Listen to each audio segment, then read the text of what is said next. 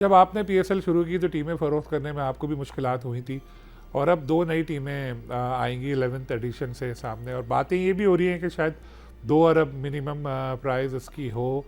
तो जो मौजूदा हालात आपको लग रहे हैं और जिस तरह मुल्तान सुल्तान को लॉसेस हैं 1 अरब 8 करोड़ सालाना में भी, तो आपको लगता है कि इतनी महंगी टीम कोई खरीदेगा? आप सही कह रहे हैं।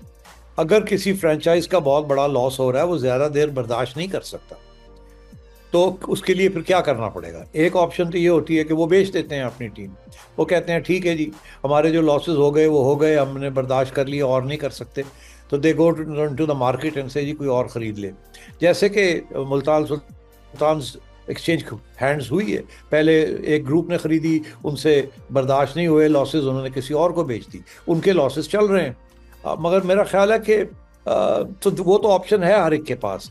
मगर पीसीबी को इन चीज़ों की तरफ गौर करना चाहिए कि इतने पैसे ना मांगें फ्रेंचाइजीज से जिसके साथ उनका नुकसान होना शुरू हो जाए। पूरा मॉडल को स्टडी करना चाहिए। फॉर एग्जांपल मैं आपको एक छोटी सी बात करता हूँ। आज जो इकॉनमी का हाल है वो इतना अच्छा नहीं है। जब हमने ये इसको लॉन्च किया था तो उस वक्त हमें 5-6 लोग मिल गए थे जो कि इतने पैसे खर्च करने के लिए तैयार थे। जब मुल्तान सुल्तान बिकी तो उस वक्त भी $4 मिलियन जो था वो 180 100 200 रुपए पे डॉलर था। अब तो आप देखिए ना, डॉलर जो है वो कहाँ पहुंच गया।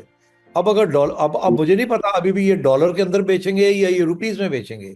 क्या कोई फिक्स रेट करेंगे, नहीं करेंगे, कितने की बेचेंगे, और क्या वो रिकवरी हो सकेगी उस फ्रेंचाइज की? बिकॉज इस वक्त जो मेरी इंफॉर्मेशन है, और आई मस्ट एडमिट पूरी नहीं इंफॉर्मेशन मेरे पास, मुझे पीसीबी ने कंसल्ट नहीं किया, मैं उनके लूप में नहीं हूँ। किसी स्टेज पे पीसीबी ने मुझे पिछले 4 साल में कंसल्ट नहीं किया, so it's fine.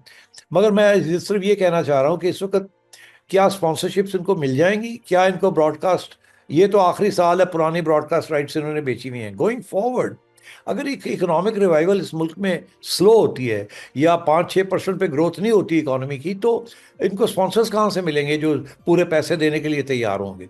As we speak मुझे खदशा है कि अभी भी पूरे स्पॉन्सर्स इनको नहीं मिल रहे हैं इन टर्म्स ऑफ जिन्होंने शर्ट्स खरीदनी है या लोगोस लगाने हैं या बाहर के फॉरेन फॉरेन इन्वेस्टमेंट लेके आनी है, तो उसके बगैर ये कैसे चलाएंगे?